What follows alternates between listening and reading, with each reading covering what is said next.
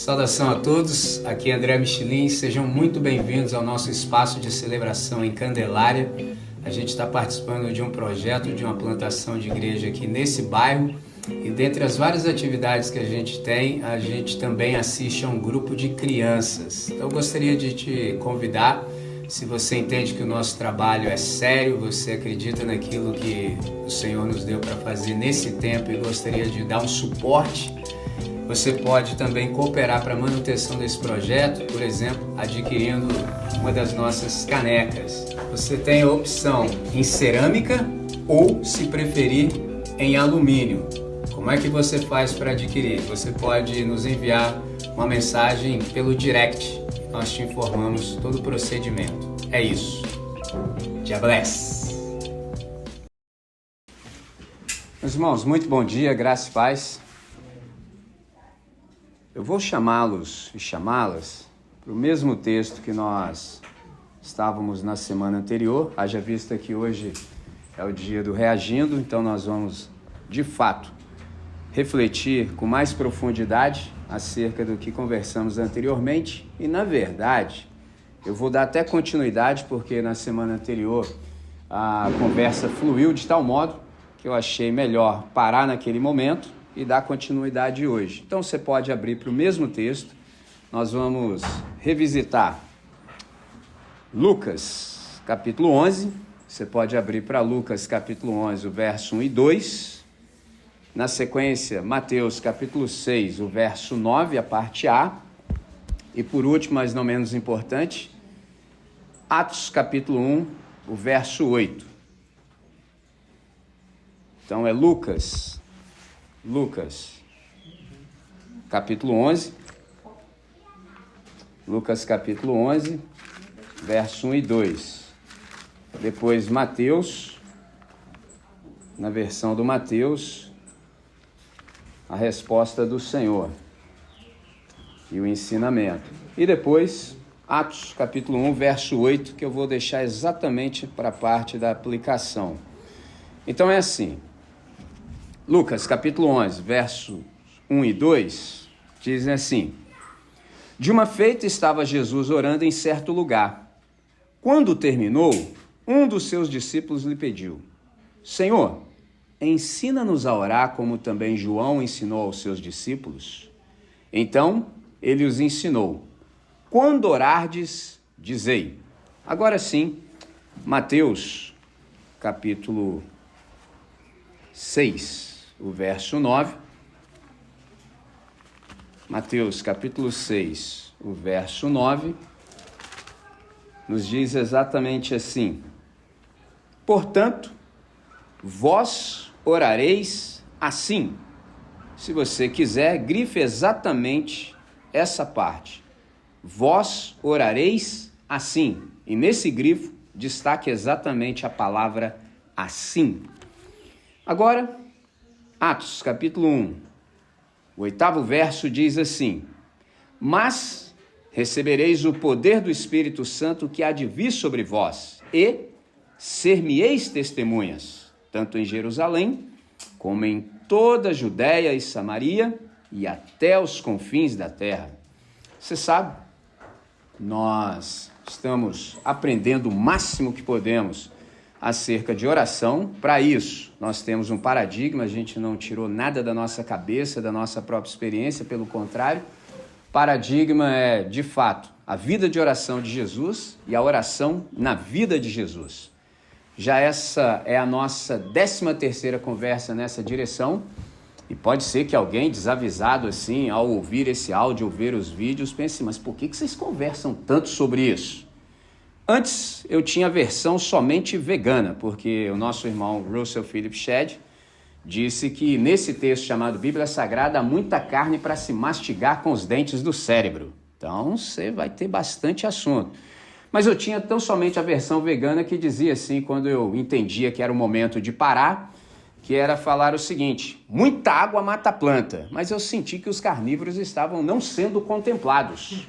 Entendeu? Aí eu desenvolvi, porque na fé cristã há espaço para os bons comedores de carne e também para os comedores de planta, como eu. Então, e aí na versão que o irmão Chad acabou me sugerindo é exatamente essa.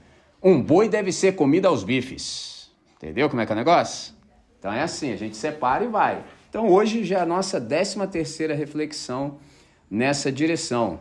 E é interessante porque na fé cristã, a Pietra também, quando me precedeu na semana passada, fez alusão a um título, é uma frase que eu cito veementemente, que é do John Stott, que é crer é também pensar. Então eu chequei lá na minha biblioteca, eu tenho algumas versões desse texto, aqui ó, essa aqui não é a mais antiga que eu tenho, é a segunda mais antiga, a primeira eu não encontrei rápido. Crer é também pensar. Isso aqui foi uma palestra que John Stott proferiu em 1972. Você sabe quando o título chega no Brasil, já chega muito posterior. Por exemplo, esse aqui, a palestra foi, o copyright original é de 72. No Brasil, chegou em 78. Então, 6 anos de atraso. Você vê, 6 anos depois que a gente teve acesso em português. 6 anos depois. E o título, geralmente, não tem nada que ver com o português. Nada, nada. Só que os caras fazem títulos para vender. É lógico, entendeu? Os caras, empresa, né? Então, tem que fazer um título para vender. Por exemplo, em inglês é Your Mind Matters, entendeu? A sua mente importa, entendeu? Diz muito. Porque há um lugar, por exemplo, para a mente na fé cristã, entendeu?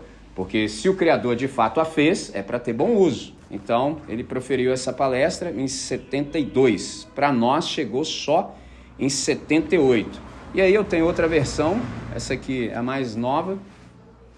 E você pode perguntar, por que você tem várias versões? Depende, por exemplo, da tradução. Tem isso também, porque precisa traduzir. Às vezes a tradução não é tão boa.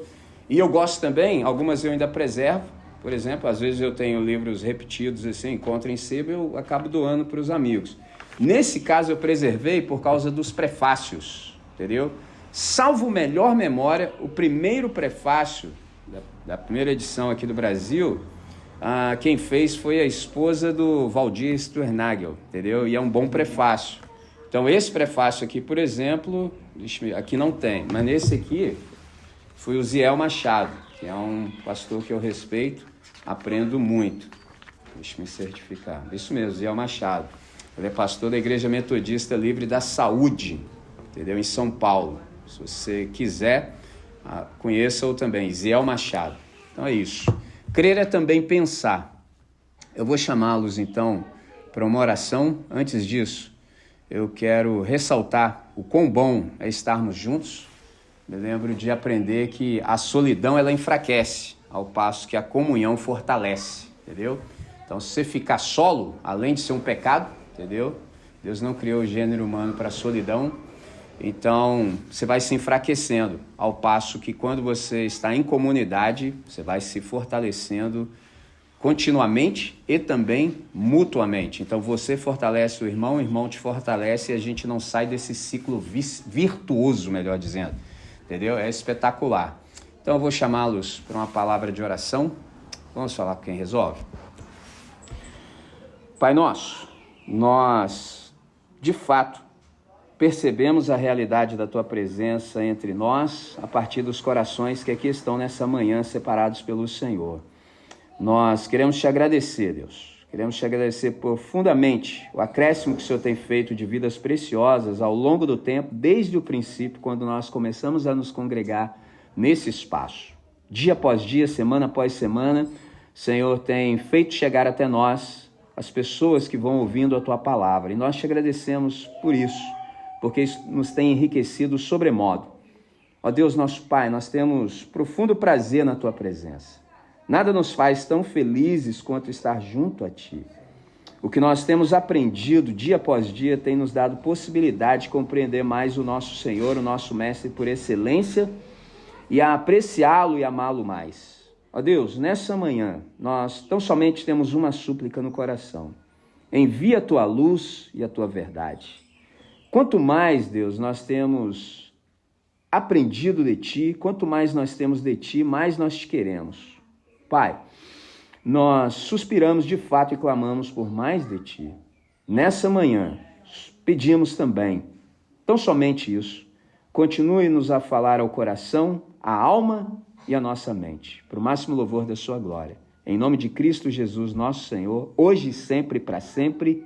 Amém. Amém. Muito bem. Então, você sabe, nós estamos investigando mais a fundo a vida de oração de Jesus e a vida na oração de Jesus como um parâmetro, como um modelo, como um paradigma, para a gente saber exatamente como é que se vive. A oração é algo caro para nós, então quando a gente olha para esse texto aqui de Lucas, capítulo 11, versos 1 e 2, a gente percebe a causa subjacente que fez com que esse discípulo, sendo como que um porta-voz do colégio apostólico, fizesse o pedido. Então a gente percebe aqui a raiz da questão. E aí a gente nota também quão imprescindível e quão valoroso é o exemplo, o valor do exemplo. Eu lembro de um americano chamado Benjamin Franklin, quando ele disse assim: diga-me e eu esqueço, ensine-me e eu me lembro, envolva-me e eu aprendo. Extraordinário. Então, por exemplo, o método de Jesus de ensino é: observem-me fazer. Aí os caras estavam como? Em louco, olhando e observando e aprendendo. Agora ele diz: façam comigo. Aí os caras fazem junto. Depois ele diz: agora façam. Extraordinário. E não sozinhos. Por isso é que eu li com vocês Atos 1:8, porque ali diz acerca do revestimento do Espírito Santo. Isso é posterior. Então nós somos tanto habitados pelo Espírito, somos tanto habitados pelo Espírito, quanto também revestidos pelo Espírito. Para quem ainda não ouviu e não sabe, é o seguinte, é simples. Ser habitado pelo Espírito nos coloca na família de Deus. Tem a família Deus e tem a família de Deus. Então, um membro da família Deus vem morar em nós. Isso faz com que a gente seja da família de Deus. O que é a família de Deus? É a igreja.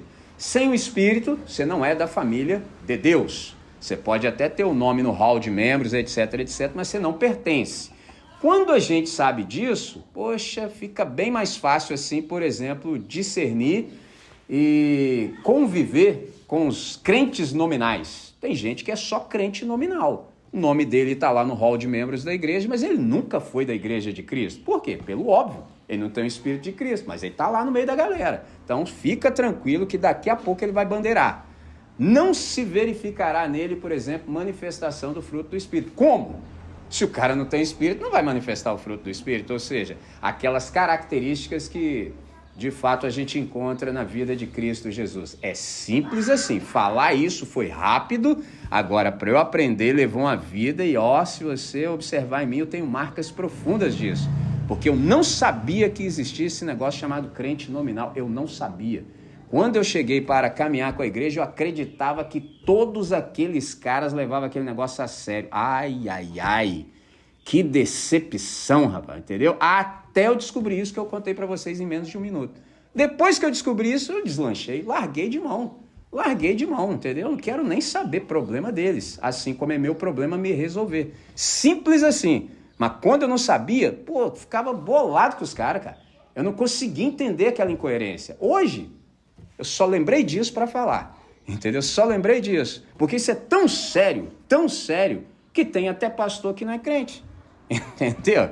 Um dia desse eu não me deparo com uma carta convite para uma sucessão pastoral.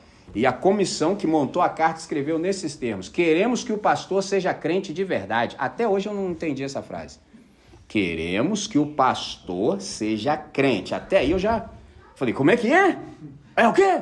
Entendeu? Queremos que o pastor seja crente. Aí achou que não estava bom. De verdade. Eu falei, meu pai do céu. E aí eu descobri que até eles estão nesse grupo também. Eles conseguem, entendeu? Porque assim, se você tivesse um mínimo de QI, desenvolvesse o seu intelecto, você aprende as letras, é fácil, entendeu? Você compra ali uns livros, aprende meia dúzia e vamos que vamos. E eu não vou dar nem mais exemplos, porque senão eu vou expor muita gente que eu conheço, entendeu? Um cidadão uma vez, no seminário, pegou o canudo. Eu acho maneiro que os caras não conseguem se conter, entendeu? Esse é um problema do capeta. Entendeu? Porque ele não consegue, já fez o estado, mas ele não consegue não se manifestar. Aí o camarada me soltou essa, com o canudo na mão, no meio de todos. Eu não aprendi nada, com o canudo na mão. eu não aprendi nada, eu não mudei de ideia em nada, eu não absorvi nada. A única coisa que eu queria é isso aqui, porque com isso aqui agora eu vou pastorear. Eu falei que o capeta tenha. Entendeu? Pô, você tá mal. Olha as ideias dos caras, mano. Eu não aprendi nada. 4 anos eu não aprendi nada, eu não mudei de ideia em nada, eu não absorvi nada. A única coisa que me fez estar aqui é isso aqui. Então agora, ó, e vamos... Falei, vai lá, você tá certo, é? Ué, fecha com o cabelo. Mano, é um negócio impressionante. Dá pra fazer, dá. Só... Aí você vai ver a pregação do cara, é só na horizontal. Não tem nada de vertical. Ou seja, não tem nada de revelação de palavra. Não tem. Como vai ter? Não sabe nem quem é Deus, entendeu? Mas passa na horizontalidade, entendeu? Então esse é o ponto. Então, muito crente nominal. Então, com o Senhor, a gente se livra disso. Me vejam fazer. Aí você fica de butuca. Agora faz comigo. Agora faz, mas não faz sozinho. O Espírito Santo é contigo. Então o Espírito Santo em nós nos coloca na igreja. O Espírito Santo sobre nós nos habilita para a missão. Esse é o segredo. Sem o Espírito de Deus nos revestindo, não há possibilidade de missionar. Porque não tem condição da gente viver a vida que Deus quer para nós na força do braço. É só mais uma fórmula para você, por exemplo, se frustrar. Que aí você elenca lá o que você vai fazer, faz a lista de crente, cheio de culpa no lombo, 31 de dezembro tá aí, entendeu? Aí você ouve aquelas pregações assim que te enche demais de culpa, tudo que você não fez durante o ano, ó, aí você promete, porque você tem que arrumar um jeito de sair, né, irmão? Entendeu? Você tem que arrumar um jeito, então você fala, então tá aqui minha lista de crente. Nesse ano, Deus, não fiz, mas ano que vem, Senhor, ó as ideias do cara. Se ano que vem eu estiver aqui, farei. Faz nada, irmão, você teve um ano, não fez, vai fazer agora? Não vai. E aí na lista de crentes, você sabe, vou ler a Bíblia, vou orar, vou jejuar, vai nada, entendeu? Não vai, rapaz, porque você ainda quer fazer na força do seu braço. E aí é só frustração. Então, sem o Espírito de Deus, não dá, entendeu? Eu sei que eu estou sendo veemente nisso, já disse inúmeras vezes, mas enquanto aquele texto lá não for aplicado à nossa realidade, não for entendido como verdade e prática de ser, não vai fluir. Sem mim, nada podeis fazer. Ponto. Entendeu? Se a gente levasse isso a sério mesmo, é mesmo, Senhor? É, eu tô te falando pra você, entendeu? Só que a gente elenca, né? Não, isso aqui eu até dou conta. Isso aqui não precisa nem orar. Ó, as ideias. Isso aqui não, isso aqui eu faço sozinho. E aí, você não percebe que nas pequenas coisas não tem Deus. Não tem. E aí, quando o negócio ficar maior, é que você lembra. Mas as pequenas coisas te colocaram numa situação de não resolução que aí virou essa bagunça. Esse é o problema. Agora, insisto. Quanto tempo vai levar para a gente discernir que Jesus estava falando a verdade? Sem mim, nada podeis fazer. Então, se a gente abrisse o olho e falar, rapaz, ele diz, sem mim, nada podeis fazer. Então, acho que não dá nem para levantar da cama sem ele. Não dá, meu filho. Não dá. Vamos levantar junto? Então vamos. Aí vai. Aí já deixou Jesus, sei lá para onde, entendeu? Aí passa o dia inteirinho, sei lá para onde Jesus foi. Entendeu? Não que ele não esteja conosco, não é isso que eu estou dizendo, ele está conosco, mas não tem espaço. Eu que sou eu, tenho um mínimo de educação, não ando invadindo vida de ninguém, entendeu? Ainda não encontrei um que me acusou, falou, rapaz, estava lá mexendo e foi lá me incomodar, estava lá quieto lá em casa, o cara veio me incomodar, bater aqui fora de... Eu não lembro disso não, entendeu? Se eu sou assim, imagina Jesus. Onde você já leu no Evangelho? Passando Jesus em casa, em frente à casa de fulano, sabendo que lá dentro estava acontecendo isso, diz, Pedro, mete o pé na porta que é nós. Você entendeu? Imagina a cena, sabendo que lá dentro estava acontecendo, mete o pé na porta que é nós. Não tem isso, não tem, cara, não tem. Pelo contrário, eis que estou à porta e bato. Se alguém ouvir a minha voz, abrir a porta, entrarei e cearei com ele e ele comigo. E é interessante desse texto que não tem nada de evangelístico nele. O que está sendo dito é que Jesus está do lado de fora da igreja. Agora explica para mim, como é que o dono da igreja está do lado de fora dela? Eu sei, pô, expulsando-o. Entendeu? Você expulsa Jesus. Não, aqui não está dando para você não, essas palavras aí que você fala, muito pesado. Vamos fazer um negócio mais light. Então você fica do lado de fora. Ó, as ideias. Isso também me motivou e continua motivando até exatamente hoje, agora, a pregar. Entendeu? Então, vocês sabem, hoje a minha agenda é extremamente reduzida, mas eu vou em vários lugares que eu entendo que ainda é possível com isso em mente. Vai que alguém lá dentro ouve a voz, entendeu? Então, por exemplo, é a experiência de alguns de vocês que me conhecem. A gente se encontrou em algum lugar e você ouviu, e aí foi um por um. Eu sei olhar e sei onde eu conheci cada um de vocês. Tinha um lá perdido, sempre tem.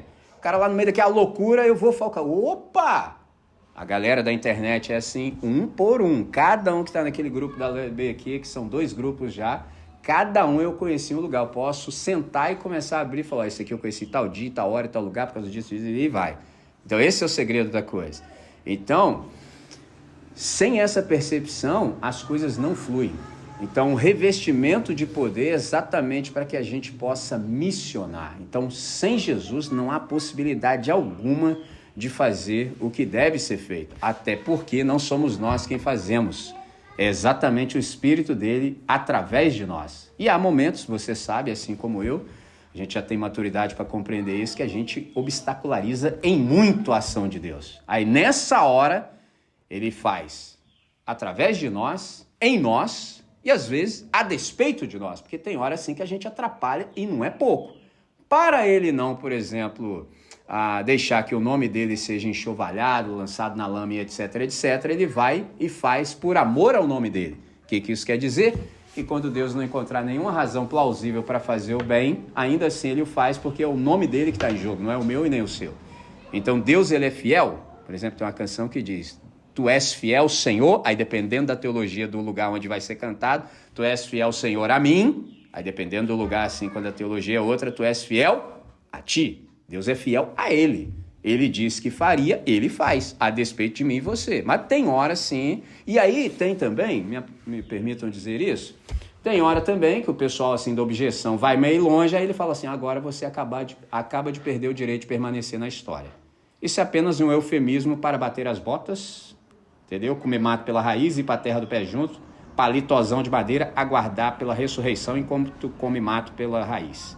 Entendeu como é que é o lance? É simples, morreu. Esse é o ponto. Mas assim, tem que fazer bastante, entendeu? Você tem que provocar muito a ira de Deus. Não é uma coisa boa, mas tem gente que consegue. Leva tempo, porque Deus é longânimo. Um dia desse uma estudante me perguntou, por que Deus assim ainda fica ouvindo a gente, não perde a paciência? Eu falei, é simples. Maneira que ela mesmo perguntou. Eu falei, já sei o que você quer dizer com isso. Entendeu? Porque ele é longânimo, ânimo longo. É como a ideia disso, é como um mergulhador de águas profundas. O cara vai até lá embaixo sem perder o fôlego. Deus é assim, longânimo. O que não significa, entendeu? Que não haja um tempo, mas só ele é que sabe o tempo da medida da iniquidade. Entendeu? Por exemplo, para aqueles camaradas lá que moravam lá na terra de Canaã, que para os judeus era a terra prometida, foram 400 anos, entendeu? 400 anos até encher a medida da iniquidade dos amorreus. Então, os camaradas, esses daqui tiveram 400 anos para mudar de ideia, enquanto esses daqui estavam 400 anos no chicote. Olha que doideira, entendeu? Imagina se fosse pensar com as categorias de hoje. Pô, a galera lá escravizada e os de cá só no pecadão. Então, aí quando encheu a medida da iniquidade de Deus? Então, rapaziada, 400 anos para vocês mudarem de ideia. Não mudou de ideia, então, cerol para vocês. Entendeu como é que é o lance? Isso é ele. Eu não tenho nada com isso, só reproduzir aqui, tentei traduzir na linguagem que você possa compreender para hoje, é assim que ele é. Então, eu não tenho crise nenhuma com isso. Entendeu? Que tem gente, mas Deus foi meu irmão. 400 anos para o cara mudar de ideia e não muda. Você vem falar para mim, eu não tenho nada com isso não, fala com ele aí, resolve vocês dois, entendeu? 400 anos acho que dá para bastante, né? Entendeu? 400 anos para você mudar de ideia. Não dá, não? 400? Fala sério, né? Entendeu?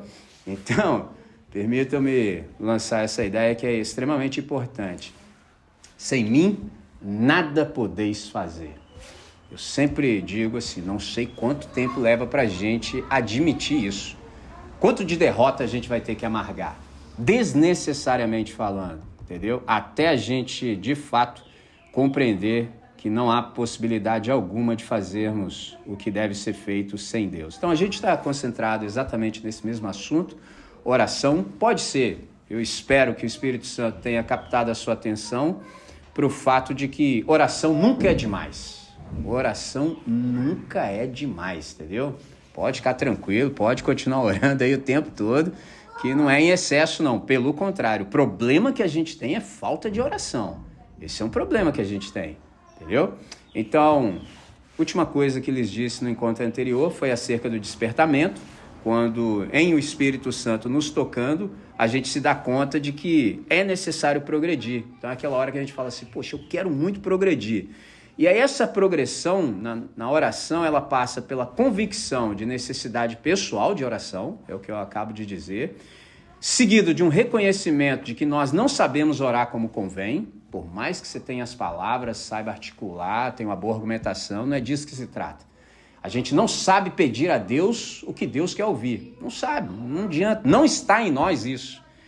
Então, a parte boa que nos encoraja é saber que há uma pessoa da família Deus morando em nós que intercede por nós com gemidos inexprimíveis. Eu quero só que você se lembre que isso tranquiliza o nosso coração no sentido de pode falar, por duas razões. Primeiro, pode falar, irmão, porque tem gente que ainda cai nessa falácia. Ah, mas eu não vou nem orar não, porque eu não sei falar as palavras bonitas, eu não sei falar as palavras certas. Isso é uma tentação, por exemplo, para mim que sou pastor, porque a pessoa quer me colocar na furada de terceirizar a responsabilidade. Ela quer que eu ore por ela. Isso não é possível. E o outro lado, dependendo do ambiente que muita gente frequenta, é ficar com medo do trevoroso atrapalhar as orações. Que aí o cara pensa que se ele falar, verbalizar, o capeta vai ouvir e vai atrapalhar a parada. Aí eu já expliquei, vou seguir em frente, não precisa de nenhum medo dessa natureza. Por quê? Oração é um lugar onde nós estamos dentro do Santo dos Santos. O sangue de Jesus viabilizou a nossa estada ali, a gente está ali.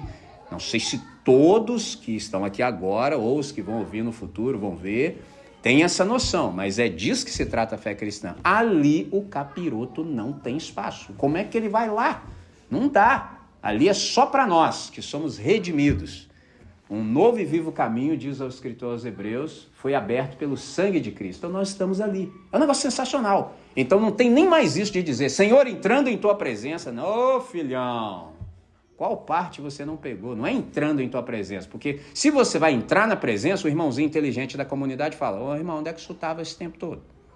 Porque o irmão está entrando na presença, aí vocês sabem que o complemento é, quando dois têm que orar, junto ali, aí o segundo querendo fazer mais bonito que o primeiro, diz, Senhor, continuando em tua presença, eu falo, esses caras só estão de brincadeira, entendeu? Não existe isso, nós estamos na presença. A grande questão é se a gente tem discernimento disso, se a gente tem consciência disso, ou seja, de diante quem nós estamos. Porque se temos essa consciência, tudo muda. Então nós estamos na presença de Deus todo o tempo. Então começa com essa necessidade pessoal, esse reconhecimento, depois passa também pela compreensão de que nós não sabemos orar como convém, entretanto o Espírito Santo intercede por nós, e finaliza com o desejo de orar verdadeiramente, entendeu? É orar de verdade. Por quê? Dependendo, às vezes, dos ambientes, você sabe que você não pode falar a verdade.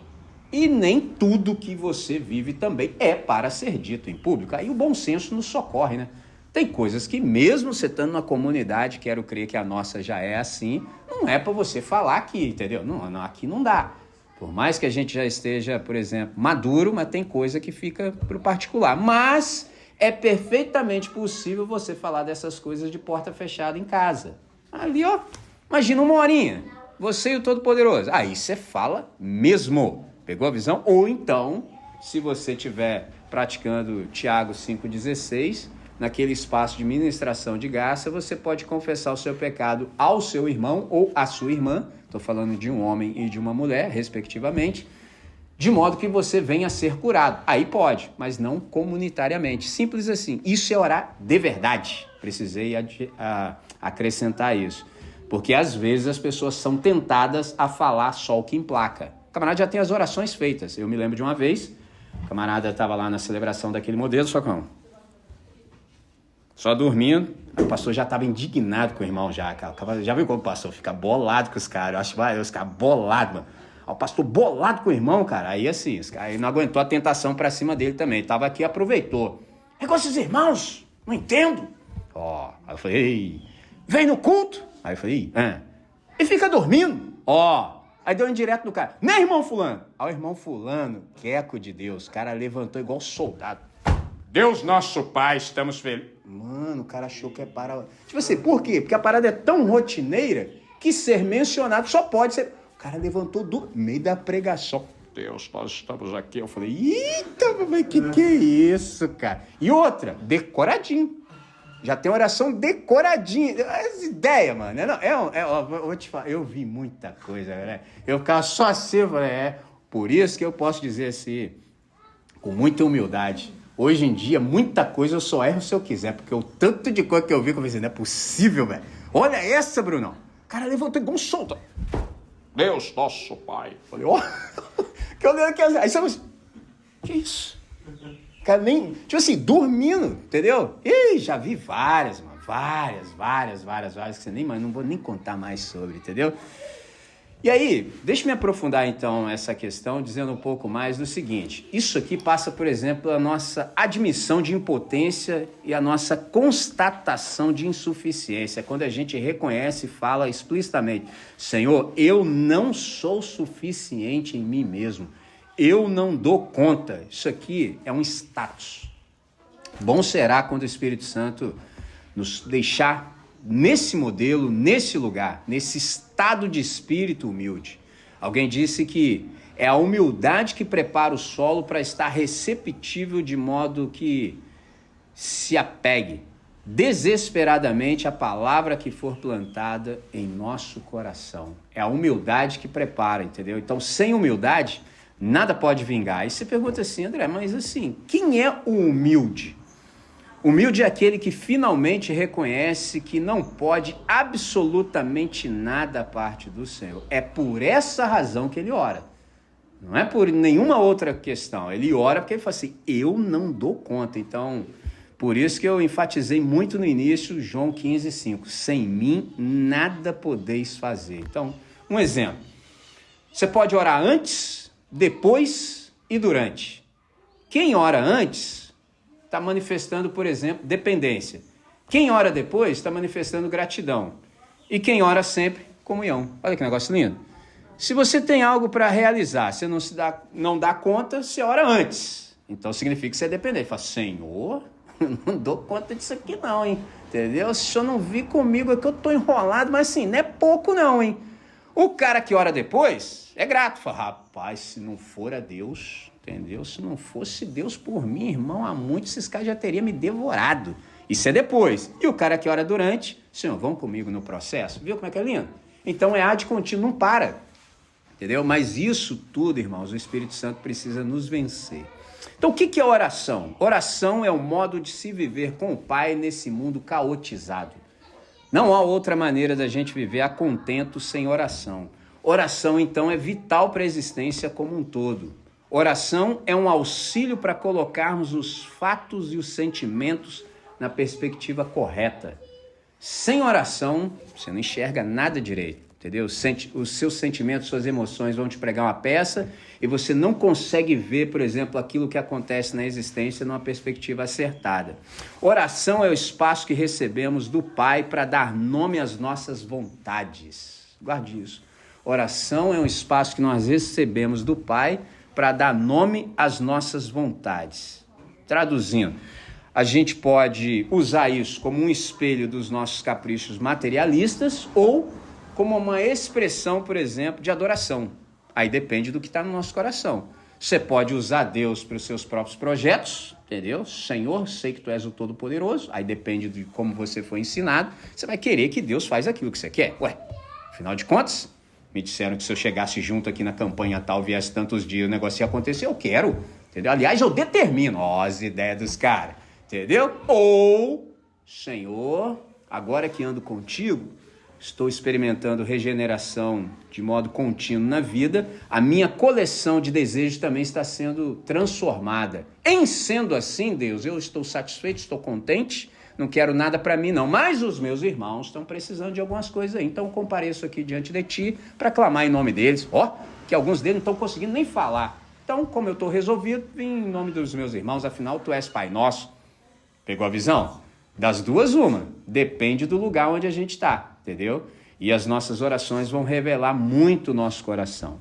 Então, falando sobre lugar, quero só recapitular com vocês. Em observando a vida de Jesus, a gente percebe que há 3 lugares, pelo menos, e 3 maneiras de oração. Se você nota os passos do Senhor, você percebe que ele já orou no deserto, na montanha e no jardim. Interessante que no deserto, para nós que moramos nesse hemisfério aqui, a gente às vezes tem aquela ideia de Saara, entendeu? E na Bíblia Sagrada não necessariamente deserto é um lugar como o Saara, um lugar, por exemplo, árido, etc. Não, deserto é o ermo, é o lugar descampado. Então, quando você está nesse tipo de deserto, não tem símbolo, não tem apetite, não tem distração, entendeu? É por isso que você está ali. Mas você também percebe Jesus orando na montanha. Então, é interessante que para orar na montanha, você percebe que há uma subida gradual e depois que acontece a epifania, lá no topo da montanha. Interessante isso. Mas depois você sabe que é hora de descer e enfrentar o vale. Observe quantas vezes Jesus esteve no monte orando, entendeu? E depois ele teve que descer e enfrentar, por exemplo, o que acontecia lá embaixo. Interessante isso. 2 episódios, pelo menos. O dia que ele andou sobre as águas, entendeu? Encontrou com os amigos dele lá e aconteceu aquilo tudo, que eu não vou nem mencionar porque eu já falei inúmeras vezes. E uma outra que eu ainda não fiz menção aqui é o Monte da Transfiguração. Pô, foi interessante, o Pedro, como sempre, né? Língua dele funcionando plenamente e o cérebro desligadão, stand-by, ele me solta. Bom estarmos aqui, Senhor. Fizeram até uma música. Bom estarmos aqui, entendeu? Viu? Fizeram até musiquinha. Olha a ideia do cara. Senhor, quer que faças aqui 3 tempos? Mano, o cara não conseguia ficar com a boca fechada. Eu posso falar assim em relação a ele, porque eu sou diferente, eu consigo. Então eu vejo o quanto o cara não consegue. Eu consigo porque eu sou tímido, entendeu? E na minha timidez, aliada ao meu bom senso, hoje a minha timidez, ela está exposta diante do Senhor, então dia após dia eu aprendo a lidar com ela. Por isso que eu fui veemente quando disse, sem mim, nada podeis fazer. Por exemplo, vocês estão vendo exatamente aqui agora um milagre em louco. Porque sem mim, nada podeis fazer. Eu não conseguiria estar aqui se não fosse Deus. Não, como? Como é que um cara tímido vai enfrentar? Mas não dá. Mas como eu estou com ele, eu fico corajoso. Entendeu como é que é o lance? Então, por exemplo, o Pedrão era assim. Eu não sou. Então eu consigo perceber. Eu nunca falaria nada. Mano, ficaria só quietinho, só em êxtase. Caramba, que negócio interessante, mano. Mas bico fechado. Ele não é como eu. O cara falava. E à medida. Quanto mais ele fala, mais bobagem ele fala. É impressionante. Entendeu? É impressionante. Bom estarmos aqui. Façamos aqui 3 tendas. O que tu achas? Aí diz o texto. Ele não sabia o que falar. Mano, é impressionante. De maneira. Assim, a gente poderia. O cão tá feroz aí, hein?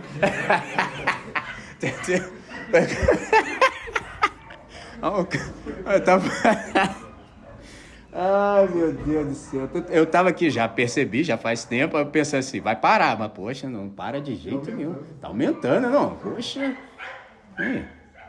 E vocês percebem que é sempre no mesmo horário? Por que não podia ser antes? Depois, não, mas é sempre nessa, mano, os caras tiram pra fazer tudo aqui, é o cara lixando parede, é o outro chamando o outro pra tomar um gelobol, entendeu? É de tudo acontece, nessa hora, impreterivelmente, nesse momento, nunca é antes nem depois, repare, entendeu? Mas ele tá furioso, quer? Entendeu? Então, tipo assim, o Pedrão era assim, eu não sou, então eu consigo perceber muito. Terceiro, Jesus orou também no jardim. Jardim é um lugar interessante porque é um ambiente, por exemplo, das texturas, dos perfumes, mas também é o lugar de graves angústias. E para isso a gente já verificou esse episódio na vida do Senhor quando ele estava lá no Getsêmani. Então eu queria chamar a atenção para vocês falando acerca de conexão, que no mundo eletronicamente interligado, dado o nosso grande desenvolvimento tecnológico, é bom que a gente saiba e que a gente se lembre sempre de que a conexão com o Pai, que é nosso, continua ainda sendo pela oração, entendeu? A conexão que a gente precisa com o Pai, ela só se dá por meio da oração. Então, a gente precisa ter muito carinho, por exemplo, com a nossa intimidade com o Pai. Por que eu estou dizendo isso? Porque a parte mais importante da vida nova em Cristo é a parte que só Deus vê. E qual é a parte que é mais importante que Deus, só Ele vê? É o nosso tempo a sós com Ele. Então eu queria te chamar a atenção, por exemplo, para a nossa devoção na nossa hora silenciosa. O que é hora silenciosa? São aqueles momentos íntimos e incríveis que a gente tem com o Pai. Então bom seria se nós, por exemplo, batizássemos o nosso coração em devoção antes de avançar na correnteza dos afazeres diários. Então primeiro a gente faz uma imersão assim do nosso coração em devoção antes da gente se dar aos afazeres cotidianos. Por quê? Porque você vai entrar nesse ritmo aí, não parem, e vai, entendeu? Aí você tem que lembrar de uma questão, por exemplo, nós somos brasileiros, e assim, eu já percebi isso em outras culturas. Em outras culturas, por exemplo, é um desrespeito absoluto você falar, entre aspas, de trabalho no dia de folga.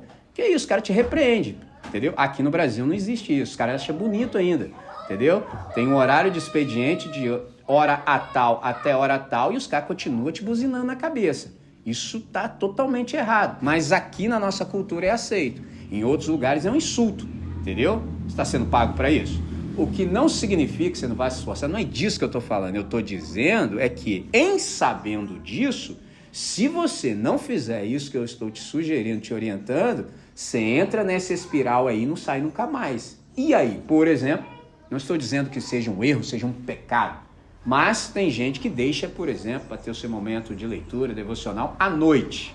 Não é o meu caso, entendeu? Não é o meu caso. E não estou dizendo que quem faz isso está pecando, não. Só que, em sabendo que estamos inseridos em um contexto assim, pode ser que alguma coisa traga o seu momento de devoção, porque ficou lá para a noite. A tentação é maior, o risco de dar ruim é maior.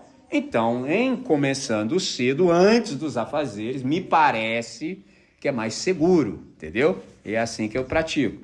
Mas essa é uma questão que você precisa resolver. Então, uma constatação convincente e consciente é exatamente essa. Quanto me é necessário o meu momento de devoção? Ou seja, mano, sem isso aqui eu não vivo, entendeu? Sem isso aqui eu não dou conta. Por que eu... Deixa-me retomar a ideia aqui. Ainda que seja à noite, mas a noite precede um novo dia, se é que você vai ter um novo dia. Então, de certa forma, entendeu? Mas cuida disso, entendeu? Porque essa questão cultural pode cobrar um preço muito alto.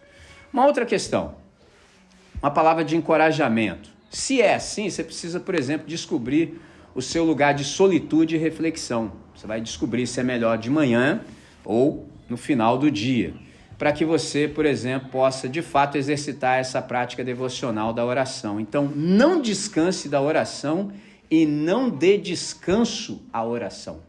Não descanse da oração e não dê descanso à oração. Me lembro de um francês, ele foi um clérigo católico, Francis Fenelon.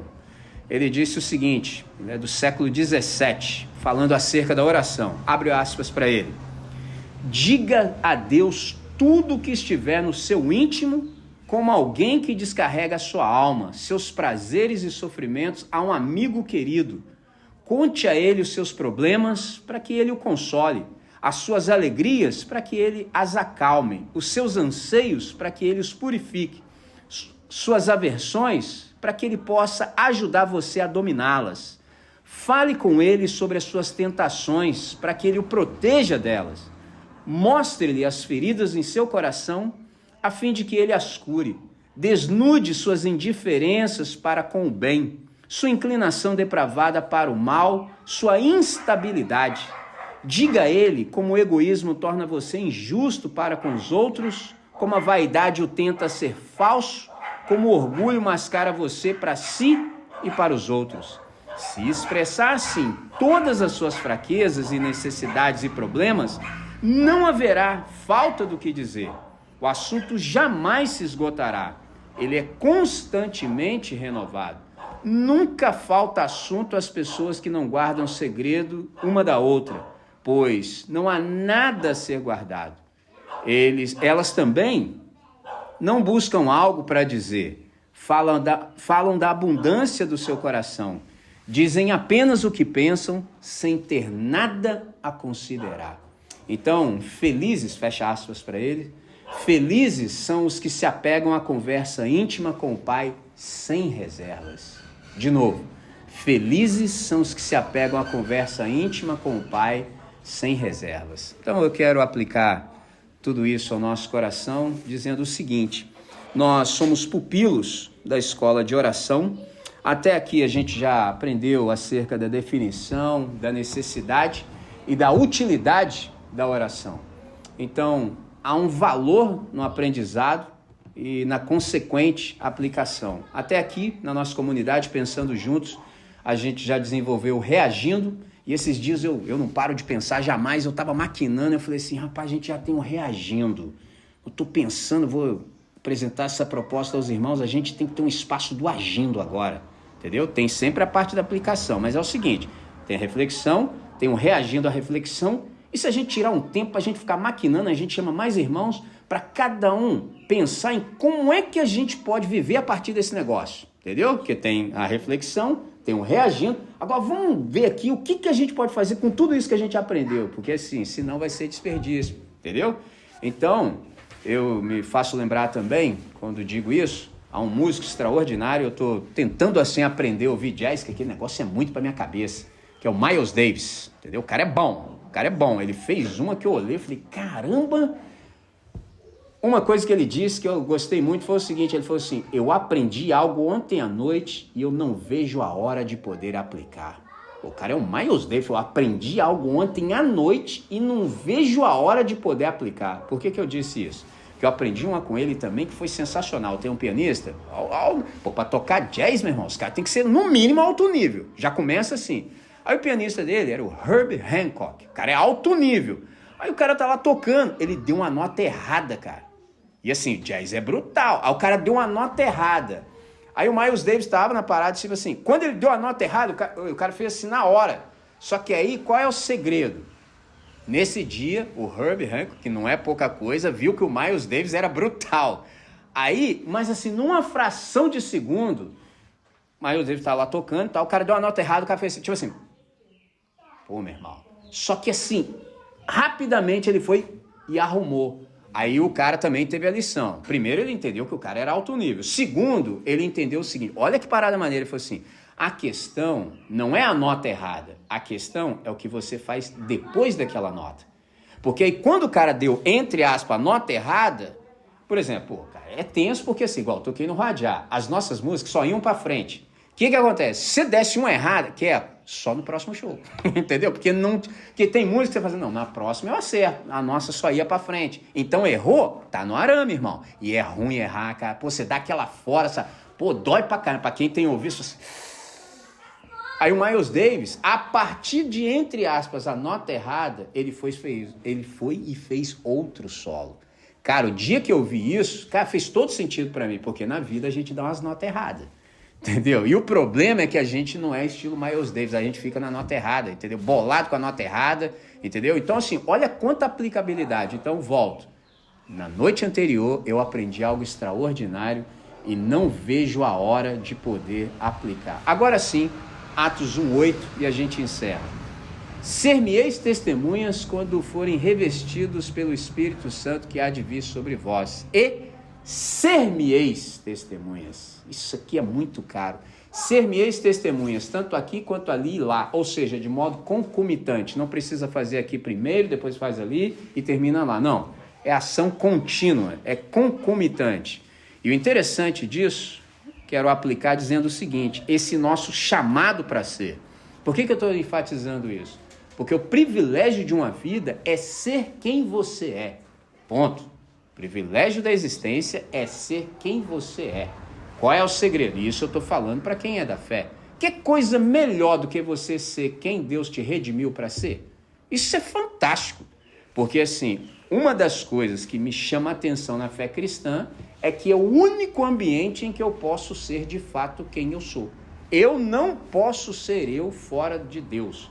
Eu não tenho oportunidade, possibilidade de ser longe da presença de Deus. Longe da presença de Deus, já tem a máscara certinha. Os caras já vêm, ó, pode usar aqui, vou usar uma gíria. Veste a camisa da empresa, ó, entendeu? Veste essa camisa, entra na forma e vamos. Enquanto você estiver vestido assim, você serve. Não serviu, já te manda embora. As ideias. Entendeu? Agora, eu sinto muito à vontade para falar isso. Bom, irmãos, é quando você trabalha num trabalho que você só pode executá-lo porque você é você. Olha isso. Ou seja, se você deixar de ser você, você não tem trabalho. Olha que parada maneira. Digo, porque não sei como vai chegar no coração de quem está aqui e dos que vão ouvir no futuro. Dá trabalho. Entendeu? Porque lá no início você vai ser tentado a falar assim, ah, mano, mas isso aí, entendeu? É igual, por exemplo, tem duas maneiras de interpretar isso. Não dá para fazer só o que a gente gosta. Eu entendo, porque eu passei a vida, está exatamente agora, lidando com isso, entendeu? Porque também tem um lado. Eu faço o que eu gosto, entendeu? Mas dentro de um contexto. O outro contexto é o seguinte, agora eu estou fazendo a crítica a essa fala, no sentido desse, só faz o que gosta as crianças, porque não tem, entre aspas, responsabilidade. Então eles fazem lá o que dá na cabeça, etc. Por isso que tem nós, pais, para educar, etc, etc. Então tem pelo menos esses dois lados. Mas no caso que eu quero enfatizar aqui, a fé cristã nos dá essa possibilidade, entendeu? Primeiro você é você, então beleza. E aí, em sendo você, exercitando seus dons, talentos e habilidades, você está no lugar que você deve estar. É prazeroso. Você fica contando os minutos para chegar segunda-feira e não o contrário para chegar sexta. Você é do time do segundô e não do sextou. Me fiz entender? Então, não há outra possibilidade de sermos quem nós realmente devemos ser a parte de Deus. Então, guarda isso. E é o Espírito Santo que nos dá o poder para ser. Então, o que isso aqui significa? Que a nossa vida como discípulos de Jesus, ela deveria ser um decálogo escrito com letras grandes, entendeu? O gigante começou nos falando sobre obviedade, isso aqui é uma obviedade, entendeu? A gente deveria ser esse testemunho ambulante. O cara olhar pra gente já vê o óbvio, não poderia esperar outra coisa, entendeu? Isso é sensacional. Então, eu quero chamá-los para que a gente tenha uma palavra de oração e na sequência eu já passo a palavra a vocês, entendeu? A palavra de oração é no sentido de que o Senhor possa nos transformar de glória em glória, cada vez mais na imagem do nosso irmão. A gente já tem um parâmetro, a gente já tem um paradigma e cada vez que a gente se dá a esses momentos de reflexão, eu creio que a gente tanto experimenta consolo, porque também experimenta confrontação. Então, se o Espírito Santo se agradou dessa nossa conversa, dessa nossa reação, é certo que em algum momento ele pode ter nos confrontado. Então, em sendo assim, que a gente também agarre esse consolo do Senhor de saber que a gente está em transformação, entendeu? Então, eu chamo vocês para essa palavra de oração. Pai nosso, nós, a partir de tudo que nós ouvimos, nós queremos suplicar que o Senhor possa nos transformar a cada novo momento, a partir disso que nós temos aprendido. Pai, nós temos reconhecido, temos percebido que o que o Senhor nos tem ensinado a partir do nosso púlpito é a verdade viva. E essa palavra verdadeira tem penetrado as nossas vidas de tal maneira que nos tem feito testemunhas e transmissores do Teu amor onde quer que estejamos. Ó Deus, em sendo assim, nós oramos continuamente para que Cristo possa viver em nós, para que Ele possa se revelar a partir de nós e também por meio de nós. Ó Deus, nós sabemos que o Senhor fez o gênero humano para ser portador da Tua imagem. E a partir da redenção que nós temos experimentado, nós temos possibilidade de expressar isso com uma variedade que é gloriosa. Então, a nossa súplica é tão somente essa, que a Tua palavra possa habitar ricamente em nosso coração, de tal maneira que sejamos transformados por ela dia após dia. Deus, nós desejamos de todo o nosso ser mais parecidos contigo. Queremos crescer em semelhança com Cristo Jesus, nosso irmão. Nessa manhã, é assim que nós rogamos, é assim que nós cremos e é assim que nós nos entregamos aos Teus cuidados. Oramos com muita gratidão, com muita alegria e fazemos essa oração em nome de Jesus. Amém, Senhor. Amém. Amém. Depois do queco, todo mundo pode falar.